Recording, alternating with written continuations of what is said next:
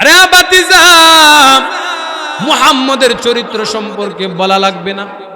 নিঃসন্দেহে মুহাম্মদ একজন ভালো চরিত্রের অধিকারী। আব্দুল উজ্জা এবার ডাক দিয়ে কই, চাচা গো, মুহাম্মদের প্রশংসা করলেন, আমার মন ভরে গেল। এবার আমার জানতে মনে চাই, মুহাম্মদ যে একটা কোরআন তিলাওয়াত করে, মুহাম্মদ যে বলে এই কোরআন আল্লাহর পক্ষ থেকে, আল্লাহর কালাম, আল্লাহর কথা, এই কোরআন সম্পর্কে আপনার অভিযোগ আছে কিনা? এই কোরআন সম্পর্কে আপনার মন্তব্য কি? আব্দুল উজ্জার চাচা ডাক দিয়ে কই, রে বাতিজা, মুহাম্মদ ভালো, অস্বীকার করি না, কিন্তু মুহাম্মদ যে কোরআনের কথা বলে, মুহাম্মদ যে কোরআন বলে, এটা সত্য না, এটা মিথ্যা কোরআন, এটা আল্লাহর কালাম, আল্লাহর কথা হতে পারে না। রে বাতিজা, না, মুহাম্মদ ভালো, কিন্তু মুহাম্মদ যে কোরআনের কথা বলে, এটা কোরআন বলতে কিচ্ছু না, আল্লাহর কালাম বলতে কিচ্ছু না। রে বাতিজা, এটা মুহাম্মদের বানানো তন্ত্র মন্ত্র, মুহাম্মদ নিজ থেকে বলে, কবিতা আবৃত করে। রে বাতিজা, আজকের পর থেকে মুহাম্মদের কাছে এই কোরআন শুনতে যাইবা না। যদি যাও, তুমি মুহাম্মদের ধর্ম গ্রহণ করতে আকৃষ্ট হয়ে যাইবা। বাতিজা এবার ডাক দিয়া কই, চাচা, আমার বুঝে আসলো না, ব্যক্তির প্রশংসা করলেন, ব্যক্তি যে কোরআনের কথা বলে, ব্যক্তি যে কোরআন দিয়া কথা বলে, ব্যক্তির কোরআনটা পছন্দ করলেন না, কোরআন সম্পর্কে ভালো বললেন না। রা চাচা, এতে আমার বুঝার বাকি নাই, ব্যক্তি সম্পর্কে ভালো বলছেন, কোরআন সম্পর্কে ভালো বলেন নাই। চাচা গো, বুঝেছি, কোরআনের মধ্যে সত্যকে সত্য বলা হয়েছে, মিথ্যাকে মিথ্যা বলা হয়েছে, হালালকে হালাল বলা হয়েছে, হারামকে হারাম বলা হয়েছে। এই জন্য কোরআনকে আপনারা মানতে রাজি না। এবার চাচা ডাক দিয়ে কয়, আরে বাতিজা, তুমি কি মুহাম্মদের কাছে কোরআন মেনে ফেলেছো? মুহাম্মদের কাছে কালেমা পড়ে ফেলেছো? আব্দুল উজ্জা ডাক দিয়া কয়, চাচা গো, হ্যাঁ, আমি মুহাম্মদের হাতে হাত রেখে কালেমা পড়েছি, লা ইলাহা ইল্লাল্লাহ মুহাম্মাদুর রাসূলুল্লাহ। এবার আব্দুল উজ্জার চাচা ডাক দিয়া কয়, রে বাতিজা, তুমি তো জানো ছোট্ট সমতাইকা তোমার দুনিয়াতে বাবা নাই, তুমি এতিম মানুষ, তুমি একজন অসহায় মানুষ। আমি চাচা তোমাকে লালিত পালিত করেছি, তুমি আমার হাত ধরে বড় হয়েছো, আমার ব্যবসার মালিকানা তোমার হাতে দিয়েছি। রে আব্দুল উজ্জা, শুনো, আমি যে তোমাকে যে দায়িত্ব বহন করেছি, তোমার এই দায়িত্ব পৃথিবীর আর কেউ বহন করবে না। আব্দুল উজ্জা কই, চাচা আমার ঠিক আছে, এতে কোনো সন্দেহ নাই, আপনি যে দায়িত্ব গ্রহণ করেছেন, আপনি চাচা হয় আমার বাবার দায়িত্ব পালন করেছেন। চাচা গো, এই দায়িত্ব পৃথিবীর কেউ পালন করবে না। এবার চাচা ডাক দিয়ে কয়, তাহলে এটাই যদি সত্য হয়, বলো আল্লাহ বলতে কিচ্ছু নাই, আল্লাহর উপর থেকে ঈমানটা সরায় ফেলো, আল্লাহ বলতে কিচ্ছু নাই, আল্লাহর উপর ঈমান আনা যাবে না। আরে আব্দুল উজ্জা, কালেমা পরিত্যাগ করো, কালেমা ছেড়ে দাও। আব্দুল উজ্জা ডাক দিয়া কই, চাচা গো, যে কালেমা একবার পড়ছি, এই কালেমা আর ছাড়া যাবে না, যে কালেমার মধু একবার সেবন করছি, এই কালেমার মধু আর অন্তর থেকে সরানো যাবে না। চাচা রাগান্বিত হয়ে ডাক দিয়া কই, রে আব্দুল উজ্জা, জানো বালাগাল উলা বিকামালিহি কাশাফাদ দুজা বিজামালিহি হাসুনাত জামিউ খিসালিহি সাল্লু আলাইহি ওয়া আলিহি। আলহামদুলিল্লাহ, দারুন নাজাত কওমি মাদ্রাসা জামালপুরের ছাত্রদের সবক উদ্বোধন উপলক্ষে ইসলাহি মাহফিলের সম্মানিত মুহতারাম সভাপতি হযরতুল আল্লাম হযরত মাওলানা এনায়েতুল্লাহ ভৈরবী হাফিজাহুল্লাহ, সহ সভাপতি জনাব মোহাম্মদ মিলন সরকার সাহেব, সভাপতি অত্র মাদ্রাসা, আজকের ইসলাহি মাহফিলের সম্মানিত প্রধান অতিথি, আধ্যাত্মিক জগতের রাহাবার হযরতুল আল্লাম হযরত মাওলানা জহিরুল ইসলাম সাহেব, মুহাদ্দিস, কমলপুর মাদ্রাসা ভৈরব, মঞ্চে উপবিষ্ট হযরত বুজুর্গ উলামা ইকরাম, সামনে উপস্থিত দিন প্রিয়, ইসলাম প্রিয় যুবক ভাই ও মুরব্বী বাবারা, পর্দার আড়ালে অবস্থানরত শ্রদ্ধা সম্মানিতা মা ও বোনেরা, আল্লাহ তাআলার দরবারে লাখো কোটি শুকরিয়া জ্ঞাপন করে নিচ্ছি, যিনি দয়া করে, মায়া করে, মেহেরবানি করে আমাদেরকে আজকের দামি বরকতি মজলিসে আসার বসার তৌফিক দিয়েছেন। এজন্য কালিমাতুশ শুকুর আদায় করে নিচ্ছি আলহামদুলিল্লাহ। পড়ে নিচ্ছি লক্ষ কোটি দুরুদ ও সালাম সৃষ্টির শ্রেষ্ঠ মানব আপনার আমার নবী, কুল কায়নাতের নবী, হায়াতুন নবী, জিন্দা নবী, নবীদের নবী, যিনি ইমামুল মুরসালিন, খাতামান নবিয়্যিন, শাফিউল মুজনবির আপনার আমার নবী আহমদ মুহাম্মদ মুস্তাফা। সকলে উচ্চ কণ্ঠে পড়ে নিচ্ছি একবার সাল্লাল্লাহু আলাইহি ওয়াসাল্লাম। সম্মানিত শুধু আমি আপনাদের খেদমতে মহাগ্রন্থ আল কোরআন থেকে ছোট্ট একখানা আয়াতে কারিমা তিলাওয়াত করেছি। নবীজির অসংখ্য হাদিস থেকে ছোট্ট একখানা হাদিস তিলাওয়াত করেছি। আয়াত ও হাদিসকে সামনে নিয়ে কিছু কথা বলবো। আল্লাহ তাআলা আমাকে এবং আপনাদেরকে এই কথাগুলো বুঝে আমল করার তৌফিক দান করুক বলি আমিন। আল্লাহ তাআলা আমাদেরকে যে নিয়ামত দিয়েছেন, সে নিয়ামত পাওয়ার পর নিয়ামতের শুকরিয়া আদায় করা, এটা হচ্ছে মুমিনের লক্ষণ। আল্লাহ জাল্লা শানুহু আপনাকে আমাকে কি পরিমাণ নিয়ামত দিয়েছেন। মুফাসসিরগণ বলেন, একটা মাছ যেমন পানির তলদেশে থাকলে চতুর্দিক থেকে পানি থাকে, ঠিক তেমনই ভাবে আল্লাহ তাআলা আপনাকে আমাকে সেই সমপরিমাণ নিয়ামতের মধ্যে ডুবিয়ে রেখেছেন। সুবহানাল্লাহ। তো নিয়ামতের মধ্য থেকে আমাদের জন্য, ইবনি আদমের জন্য সবচেয়ে বড় নিয়ামতের নাম হলো ঈমান। ঈমান আল্লাহ প্রদত্ত এক বড় নিয়ামতের নাম। বলে ঈমান এত এক দামি নিয়ামত, এই ঈমান যার ভিতরে থাকবে আল্লাহ তাআলা তিনাকে জান্নাত দান করবেন। সুবহানাল্লাহ। কারো মধ্যে যদি ঈমান না থাকে তাহলে ওই ব্যক্তিকে জান্নাতের আশা করাটা বোকামি ছাড়া কিছুই হতে পারে না। ঈমান এক মহামূল্যবান সম্পদ। যার ভিতরে ঈমান থাকে, এই ঈমানওয়ালা ব্যক্তি যে রাস্তা দিয়ে হাঁটে, সেই রাস্তাটা অপর রাস্তার সাথে গর্ব করতে থাকে। একটা রাস্তা আরেকটা রাস্তাকে ডেকে ডেকে বলে, জামালপুর গ্রামের উত্তর পাড়ার রাস্তা, শোনো আমি পূর্ব পাড়ার রাস্তার জীবন ধন্য, কারণ আমার উপর দিয়ে একজন মুমিন নেককার ঈমানওয়ালা যাইতেছে। সুবহানাল্লাহ। তাহলে মুমিন বান্দার দাম আল্লাহ তাআলার কাছে অনেক বেশি। আল্লাহ ওয়াদা করেছেন যারা মুমিন হবেন, নেককার হবেন, আল্লাহ তাদেরকে জান্নাত দান করবেন। কি দান করবেন? জান্নাত দান করবেন। আল্লাহ ওয়াদা করেছেন। আল্লাহ বলেন, ইন্নাল্লাযীনা আমানু ওয়া আমিলুস সালিহাত। আল্লাহ বলেন, নিশ্চয়ই যারা ঈমান আনয়ন করেছো আর ঈমান আনয়ন করার পর নেক আমল করেছো, নেক আমলকারী বান্দাকে আমি আল্লাহ কি দান করব? বলে জান্নাত। কোন জান্নাত? যে জান্নাতের নাজ নিয়ামত দুই চক্ষু আমাদের দেখে নাই, যে জান্নাতের নাজ নিয়ামতের কথা দুনিয়াতে শুধু শুনেছি, দুই চক্ষু দিয়া কখনো দেখি নাই, এমন এক জান্নাত আল্লাহ তাআলা মুমিন বান্দাকে দিবেন, ঈমানওয়ালাকে দিবেন। যে জান্নাত শুধু শুনেছি, নিয়ামতগুলো বক্ষণ করি নাই। আল্লাহ বলেন, বান্দারে ওই দামি জান্নাত যখন আমি আল্লাহ কোন নিয়ামত প্রাপ্ত নেককার মুমিন বান্দাকে দান করব, নেককার বান্দার জীবনে আর কোনো দুঃখ থাকবে না, হতাশা থাকবে না।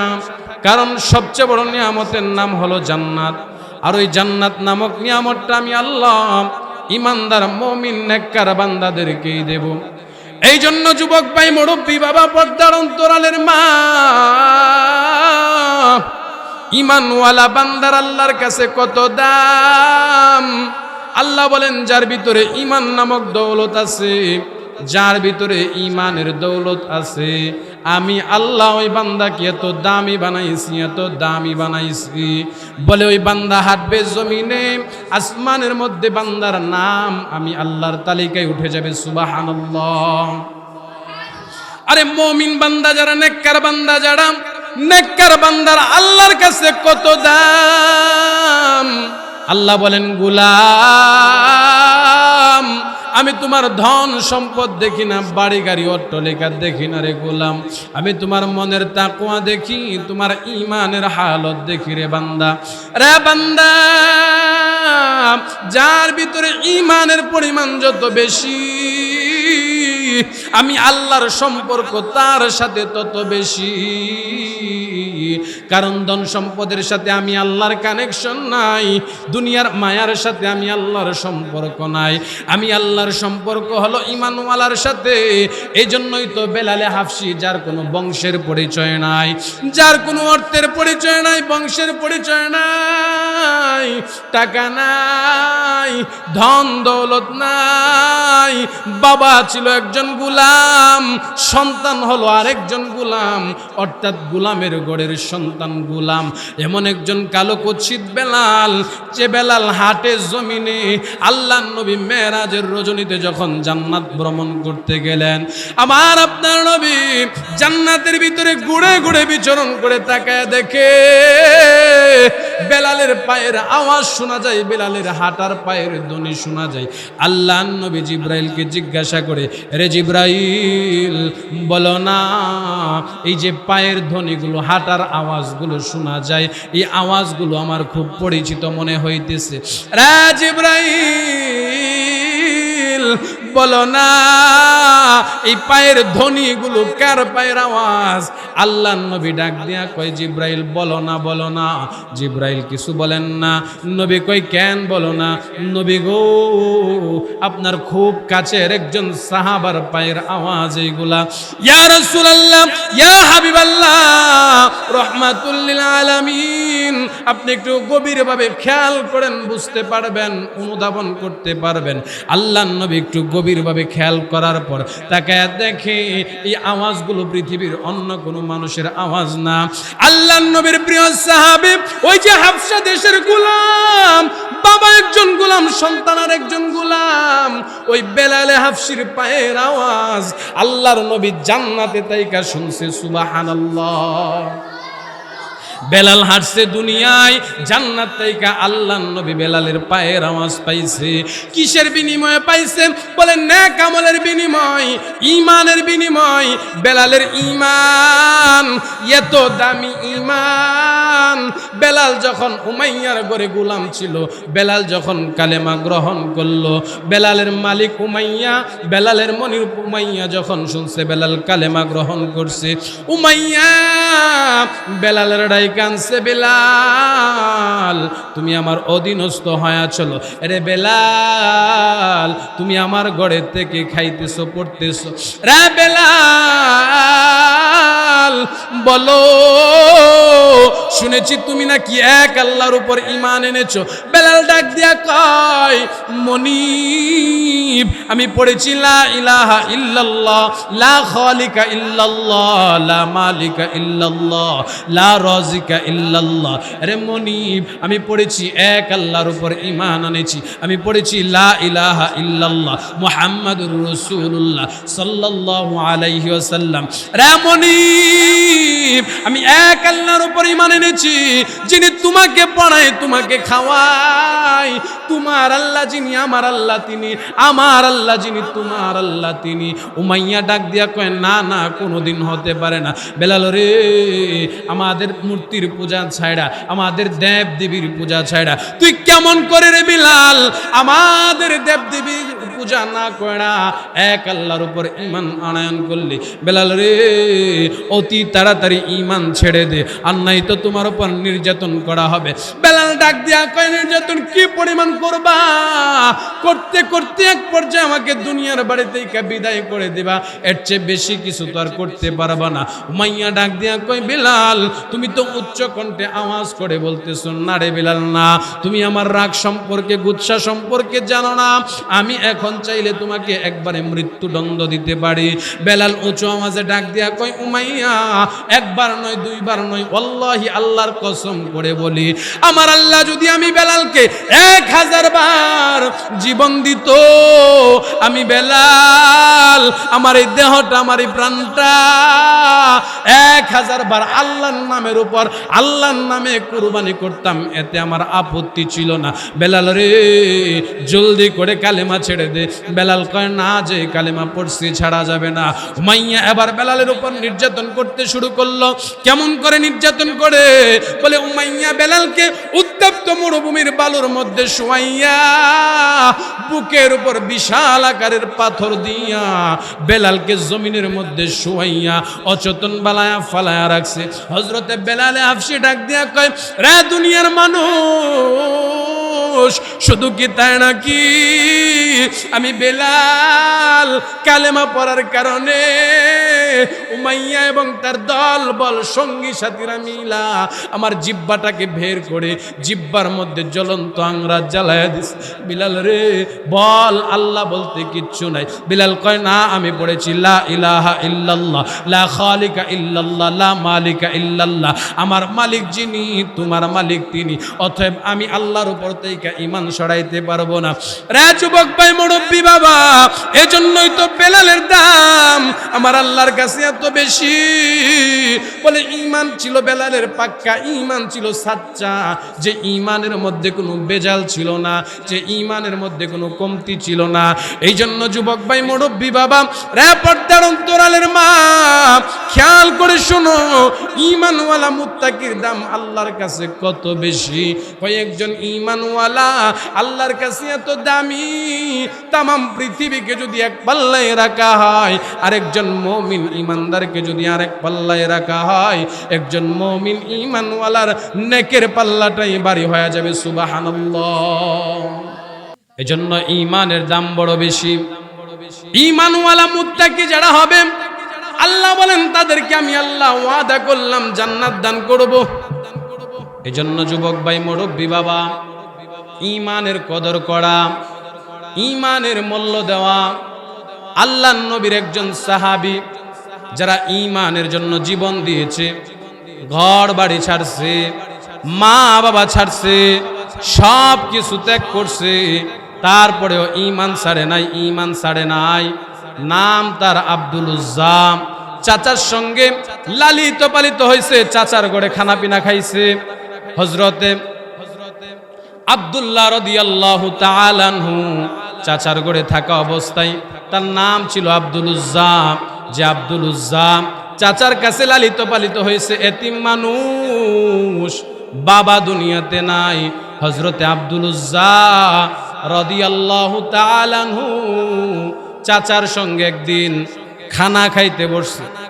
হযরতে আব্দুল্লাহ রাদিয়াল্লাহু তাআলা আনহু খানা খানা, শুধু খানাগুলো নাড়ে চাড়ে। চাচা ডাক দিয়া কয়, এরে আব্দুল উজ্জা, অন্য দিনের নাই আজকে দি খানা খাইতেছো না, শুধু খানাগুলা নাড়তেছো চড়তেছো, কারণটা কি? হযরতে আব্দুল্লাহ রাদিয়াল্লাহু তাআলা আনহু, জিনার নাম আল্লাহর নবী রেখেছিলেন আব্দুল্লাহ, সে আব্দুল উজ্জা ডাক দিয়া কয়, চাচা খানা খাবো, কিন্তু আমার মনে দীর্ঘদিনের এক আকাঙ্ক্ষা, মনে বড় এক তামান্না। বলে কি তামান্না বলো? কয় আমার মনের মধ্যে একটা প্রশ্ন জাগে, একটা বিষয় আপনার কাছে জানতে বড় মনে চায়। চাচা বলো কি প্রশ্ন? বাতিজা আব্দুল উজ্জা ডাক দিয়া কয়, চাচা আমি একজন ব্যক্তি সম্পর্কে আপনাকে প্রশ্ন করব, আপনি ভালো জানলে ভালো বলবেন, মন্দ জানলে মন্দ বলবেন। চাচা ডাক দিয়া কয়, বলো। আব্দুল উজ্জা ডাক দিয়া কয়, চাচা শুনেছি মক্কার মধ্যে একজন নবীর আবির্ভাব হয়েছে, যার বাবার নাম আব্দুল্লাহ, মায়ের নাম আমেনা, কুরাইশ বংশে তার জন্ম। আল্লাহর পেয়ারা বন্ধু মুহাম্মাদুর রাসূলুল্লাহ তিনি একটা কোরআন পাঠ করে আর ওই কোরআন তিলাওয়াত শুনে মানুষ কালেমা পড়া মুসলমান হয়ে যায়। চাচা গো, আমার জানতে মনে চাই ওই যে মুহাম্মাদুর রাসূলুল্লাহ বাবার নাম হলেন আব্দুল্লাহ, মায়ের নাম হলেন আমেনা, মক্কার কুরাইশ বংশে জন্মগ্রহণ করছে। ও চাচা, ওই মুহাম্মদ সম্পর্কে আপনার ধারণা কি? বাতিজা, যে মুহাম্মদ সম্পর্কে জিজ্ঞাসা করলাম, মুহাম্মদ সম্পর্কে তো কোনো আমাদের অভিযোগ নাই। চাচা বলেন না, মুহাম্মদ সম্পর্কে আমাকে একটু ধারণা দেন না। এবার চাচা ডাক দিয়া কয়, আব্দুল উজ্জা, মুহাম্মদ নিঃসন্দেহে একজন ভালো মানুষ। সুবহানাল্লাহ। মুহাম্মদ নিঃসন্দেহে একজন ভালো মানুষ, মুহাম্মদের সাথে কারো তুলনা হয় না। মুহাম্মদকে আমরা আল আমিন উপাধি দিয়েছি কারণ মুহাম্মদের মতো দামি, এত শ্রেষ্ঠ বুজুর্গ, আল্লাহওয়ালা, আখলাকওয়ালা, খুলুকে আজিমওয়ালা, চরিত্রওয়ালা পৃথিবীতে আর কেউ নাই। সুবহানাল্লাহ। কারণ আল্লাহ নিজে নবীজির ক্যারেক্টার সম্পর্কে, চরিত্র সম্পর্কে সার্টিফিকেট দিয়েছে। আল্লাহ নিজে বলেন, ওয়া ইন্নাকা লাআলা খুলুকিন আযীম।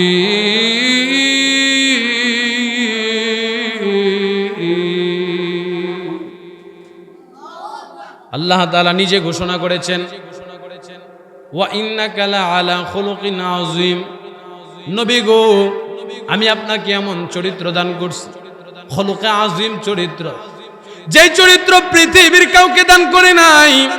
আরে বাতিজা, মুহাম্মদের চরিত্র সম্পর্কে বলা লাগবে না? নিঃসন্দেহে মুহাম্মদ একজন ভালো চরিত্রের অধিকারী। আব্দুল উজ্জা এবার ডাক দিয়া কই, চাচা গো, মুহাম্মদের প্রশংসা করলেন, আমার মন ভরে গেল। এবার আমার জানতে মনে চাই, মুহাম্মদ যে একটা কোরআন তিলাওয়াত করে, মুহাম্মদ যে বলে এই কোরআন আল্লাহর পক্ষ থেকে, আল্লাহর কালাম, আল্লাহর কথা, এই কোরআন সম্পর্কে আপনার অভিযোগ আছে কিনা? এই কোরআন সম্পর্কে আপনার মন্তব্য কি? আব্দুল উজ্জার চাচা ডাক দিয়া কয়, রে বাতিজা, মুহাম্মদ ভালো, অস্বীকার করি না, কিন্তু মুহাম্মদ যে কোরআনের কথা বলে, মুহাম্মদ যে কোরআন বলে, এটা সত্য না, এটা মিথ্যা কোরআন, এটা আল্লাহর কালাম, আল্লাহর কথা হতে পারে না। রে বাতিজা, না,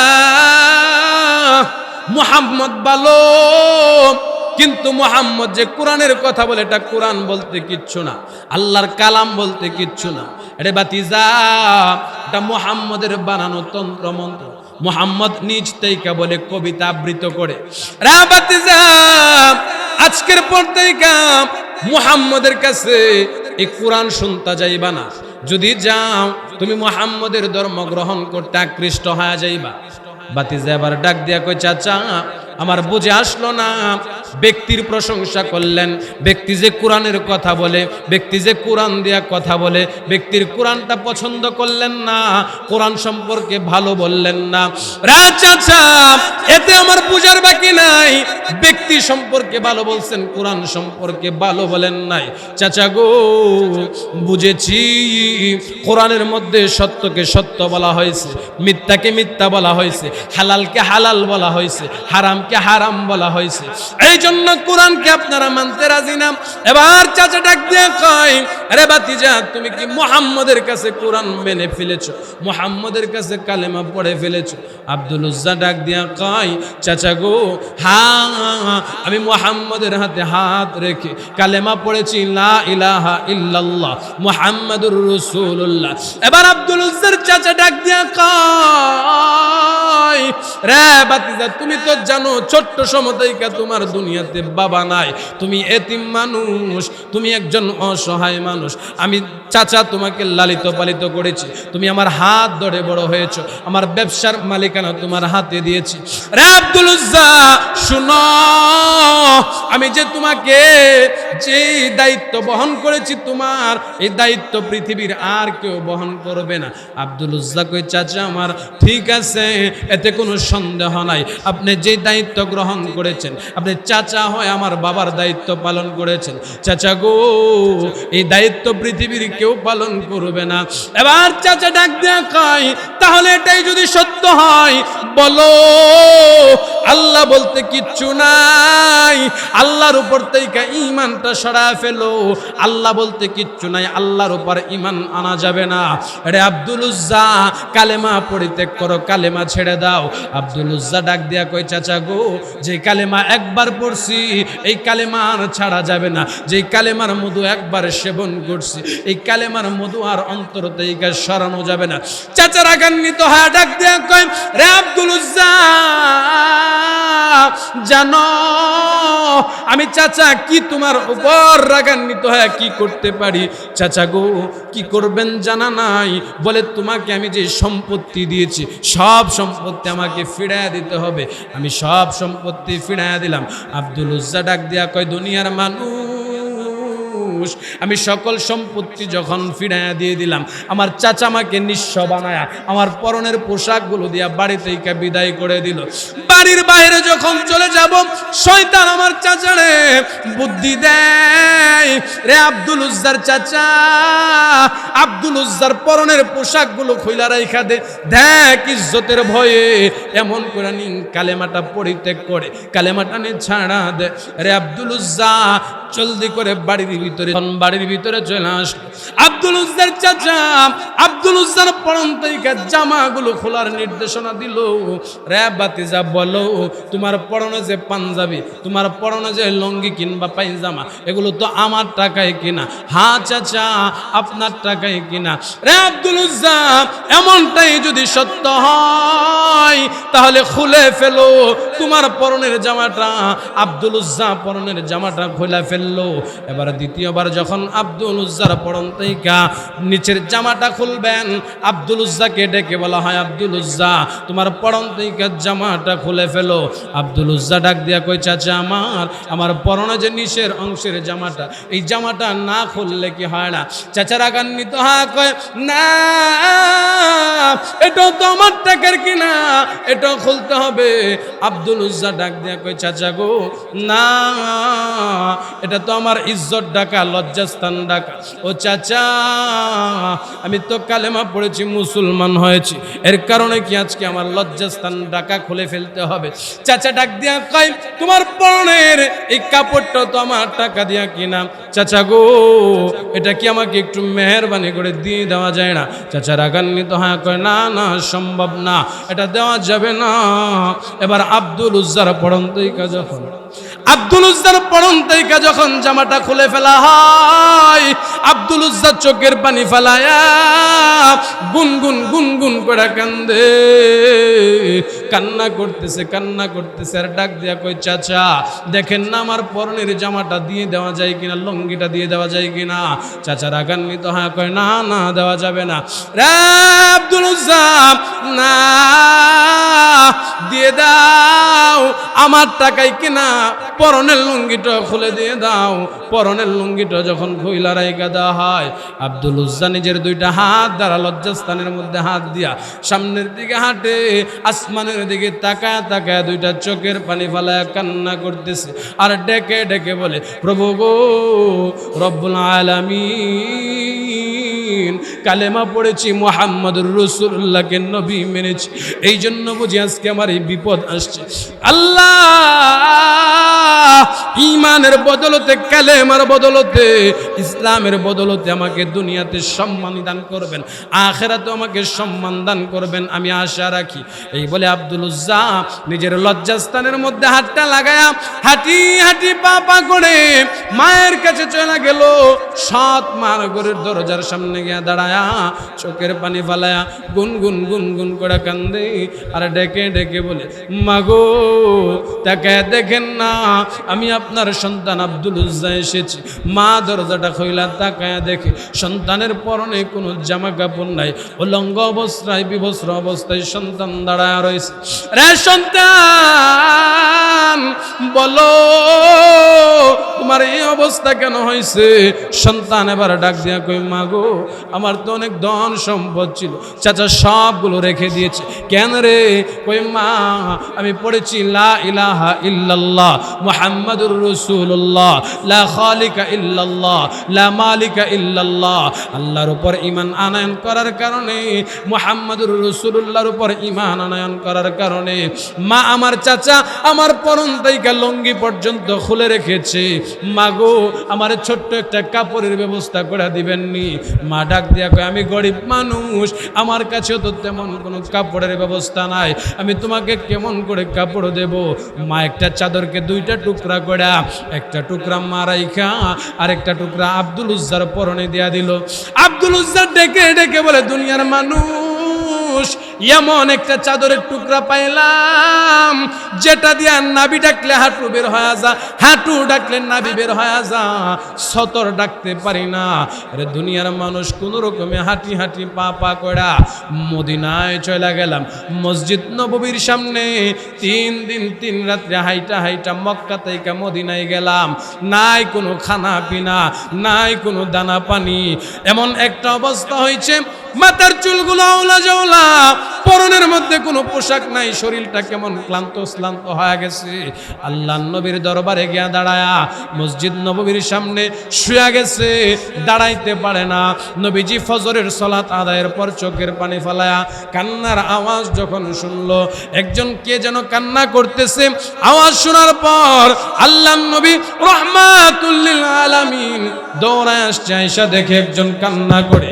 কে রে, কি তোমার পরিচয়, কেন কান্না করো? আল্লাহর নবী গো আমি আপনার আব্দুল্লাহ। কোন আব্দুল্লাহ? কিছুদিন পূর্বে যে আমারে কালেমা পড়ায়া দিয়েছেন, আমি সেই আব্দুল্লাহ। কেন তোমার এই অবস্থা হয়েছে? ইয়া রাসূলুল্লাহ, ইয়া হাবিবাল্লাহ, মায়ার নবী আমি যখন কালেমা পড়ছি আমার চাচা আমার সঙ্গে অবাধ্য আচরণ করছে, আমার চাচা আমার উপর জুলুম করছে। আল্লাহর নবী গো আমার একটা পরনের পোশাক পরায়া আমারে আবার পড়ায় কালেমা পড়ায় দেন নবায়ন করে লা ইলাহা ইল্লাল্লাহু মুহাম্মাদুর রাসূলুল্লাহ সাল্লাল্লাহু আলাইহি ওয়াসাল্লাম। এই ছিল সাহাবায়ে কেরামদের অবস্থা। তারা যখন কালেমা পড়ছে, কালেমার দৌলতে দামি হয়েছে, আল্লাহ পাক তাদের দাম এত বাড়ায়া দিছে, দুনিয়াতেও দামি হয়ে গেছে, পরকালেও দামি হয়ে গেছে। সুবহানাল্লাহ। এজন্য পৃথিবীতে যদি সম্মান পেতে হয়, সম্মানী হতে হয়, 2 গুণে গুণান্বিত হতে হবে। 1 নম্বর কিতাব আল্লাহ, আল্লাহর কোরআনকে সম্মান প্রদর্শন করতে হবে। এজন্য যুবক ভাই, মুরব্বী বাবা, পর্দার অন্তরালের মা বোনেরা, নিজে কোরআন পড়তে হবে, সন্তানকে কোরআন পড়নেওয়ালা বানাতে হবে। যদি বানান, দুনিয়াতেও দামি হয়ে যাবেন, পরকালেও নাজাতের মুক্তির রাস্তা পেয়ে যাবেন। সুবহানাল্লাহ। গত রমদানের আগের রমদান, গত বছরের আগের বছরের রমদানে, প্রথম রমদানে ঢাকা গিয়েছিলাম, পুরান ঢাকায় নাদিরা বাজার চৌরাস্তা। প্রথম তারাবির জন্য মসজিদে প্রবেশ করলাম। নামাজ যখন সমাপ্ত হইবে, এমন সময় শেষ অংশে একজন মুরব্বী ব্যক্তি নামাজের পিছন অংশ থেকে বিকট বিকট আওয়াজ দিয়া কান্না করতেছে। মানুষের নামাজ রেখে ওই ব্যক্তির দিকে তাকায় রইছে। সালাম ফিরানোর পর সকল মানুষ জিজ্ঞাসা করতে লাগলো, ও মুরব্বী, নামাজের ভিতরে বিকট শব্দে কেন কান্না করলেন? মুরব্বী কিচ্ছু কয় না। এবার মুরব্বীরে মসজিদের ইমাম সাহেব জিজ্ঞাসা করে, ও মুরব্বী, কেন কান্না করেন? কান্নার কারণটা কি? মুরব্বী কিচ্ছু কয় না। পিছন থেকে মুরব্বীর সন্তান হাফেজে কুরআন, যে সন্তান তারাবির নামাজের জন্য ইমাম হয়েছে, ওই সন্তান, ওই মুরব্বীর সন্তান, যে মুরব্বী হাউমাউ করে কান্না করেছে, পিছন থেকে হাফেজ সাহেব ডাক দিয়া কই, হুজুর, যে মুরব্বী কান্না করতেছে ওই মুরব্বী আর কেউ না, আমি হাফেজে কোরআনের আব্বা। আলহামদুলিল্লাহ, তো আপনি কান্না করেন কেন? মুরব্বী আবার জবান খুলছে। ইমাম সাহেবরা ডাক দিয়া কই, হুজুর, এই যে সন্তানটা আজকে হাফেজে কোরআন হয়েছে, আলেম হয়েছে। হুজুর গো, এই সন্তানটারে লেখাপড়া করাইতে গিয়া আমি ব্যান চালায়াম, দিনে আয়না দিনে উপার্জন করা এই সন্তানটার পিছনে ব্যয় করছি। করতে করতে আজকে সন্তানটা হাফেজে কোরআন হয়েছে।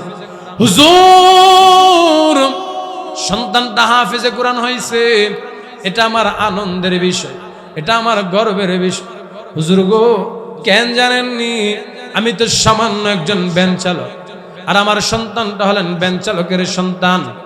আজকে এই ভ্যান চালকের সন্তান হুজুর কোটি কোটি টাকার মালিকদেরকে পিছনে রাইখা সামনে দাঁড়ায় আমার আল্লাহর কালাম কোরআন তিলাওয়াত করে তারাবি আদায় করে। হুজুর, আমি খুশিতে আত্মহারা হয়ে গেছি। হুজুর, কান্দি আপনাদের জবান থেকে শুনেছি, সন্তানকে যদি হাফেজ আলেম বানানো হয়, আল্লাহ দুনিয়াতে ইজ্জত বাড়ায়া দেয়, পরকালেও মুক্তি দান করে। হুজুর গো, পরকালে যে মুক্তি দান করবেন একটা নিদর্শন আমি পেয়েছি। কেমন করে পেয়েছেন? হুজুর, দুনিয়ার বড় বড় টাকাওয়ালা শিল্পপতি ব্যক্তিগুলা আমি ভ্যান চালকের সন্তান যখন সামনে দাঁড়ায় আল্লাহু আকবার বলে আলহামদুলিল্লাহ রাব্বিল আলামিন পড়া এমন ভাবে ধারাবাহিক ভাবে তিলাওয়াত করতেছে, পড়তেছে এমন ভাবে প্রত্যেকদিন নামাজ পড়াবে। লক্ষ লক্ষ কোটি কোটি টাকার মালিক যারা, তারাও আমার সন্তানের পিছনে নামাজ পড়তেছে। হুজুর, আমার গর্বে মনটা ভরে গেছে। এটাই প্রমাণ করে আল্লাহ দুনিয়াতে যে সম্মান দিয়েছে, হাসরে মাহশরে আল্লাহ আমাকে সেই সম্মান দিবেন আমি আশা রাখি, এই জন্য খুশিতে কান্দি। সুবহানাল্লাহ। এজন্য হাফেজে কোরআন সন্তান হইলে লাভ না লস? সন্তান যদি হাফেজে কোরআন হয়, দুনিয়াতে আল্লাহ ইজ্জত বাড়ায়া দিবেন, পরকালেও মুক্তি দান করবেন। সুবহানাল্লাহ। এজন্য আজকের এই সবক উদ্বোধন অনুষ্ঠানে প্রত্যেকটা মা বাবাকে বলবো, মাইকের আওয়াজ যারা শুনতেছেন, মা গো, একটা সন্তানরে হাফেজে কোরআন বানান, একটা সন্তানরে আলেম বানান। দুনিয়াতে হয়তো সন্তান আপনাকে গয়নাগাটি কিনে দিতে পারবে না, কিন্তু হাসরে মাহশরে যেই দিন আল্লাহ পাক আপনাকে বসাইবেন হাসরের মাঠে, নূরের মিম্বরের মধ্যে, মাথার মধ্যে স্বর্ণের মুকুট দিয়া, যেই মুকুটটা পৃথিবীর মধ্যে এখনো আসে নাই, এমন দামি মুকুট দিয়া সিংহাসনের মধ্যে যখন আপনাকে বসাবে, তামাম পৃথিবীর মানুষ আপনার দিকে তাকায় থাকবে আর বলবে, এটা না আমাদের দুনিয়ার সামান্য দিন মজুরের ছেলে ছিল, সামান্য দিন মজুর ভ্যান চালক, রিক্সা চালক ছিল, আজকে কি সুন্দর নূরের মিম্বরের মধ্যে বসা। তারা ওই দিন আফসোস করবে, আল বলবে তাদের পরিচয় কি? আল্লাহর পক্ষ থেকে জবাব আসবে, তারা হলো হাফেজে কোরআনের মা, হাফেজে কোরআনের বাবা। সুবহানাল্লাহ। হাফেজে কোরআনের মা বাবা হলে লাভ আছে না নাই? আল্লাহ তাআলা আমাদের সন্তানদেরকে হাফেজে কোরআন বানানোর তৌফিক দান করুক, বলেন আমিন। হাফেজে কোরআন নেককার সন্তান যদি হয়, একটা বিষয় গ্যারান্টি দেওয়া যায়, মা বাবারে বৃদ্ধাশ্রমে পাঠাইতো না, বৃদ্ধা মা বাবারে পিটতো না। আজকে বহু ডক্টর, ইঞ্জিনিয়ার, বহু টাকাওয়ালা শিল্পপতি বৃদ্ধা মা বাবারে বৃদ্ধাশ্রমে রাইখা আসে। পৃথিবীতে এমন একটা নজির দেখানো যাবে না যে আলেমরা মা বাবারে বৃদ্ধাশ্রমে রাইখা আসে। এজন্য বিদ্যা বয়সে যদি আরাম পেতে চান, শান্তি পেতে চান, সন্তানকে কোরআনের হাফেজ বানান, আলেম বানান। আল্লাহ তাআলা আমাদেরকে তৌফিক দান করুক, বলি আমিন। ওয়া আখিরু দাওয়ানা আনিল হামদুলিল্লাহি রাব্বিল আলামিন। সম্মানিত এলাকাবাসী, প্রত্যেকদিন এমন দামি মজলিস হয় না, যেহেতু আজকে হয়েছে, আপনাদেরকে বিনীত অনুরোধ করে বলবো, যারা বাহিরে চার দোকানে বাড়ি ঘরে বসে আছেন, গুরুত্বপূর্ণ মহামূল্যবান বয়ান চলবেন, এখন থেকেই আপনারা প্রত্যেকেই নিজ নিজ দায়িত্বে ইনশাআল্লাহ চলে আসুন। এ পর্যায়ে আপনাদের সামনে কোরআন ও হাদিস থেকে মহামূল্যবান বয়ান পেশ করবেন, আলোচনা করবেন বিশিষ্ট ব্যবসায়ী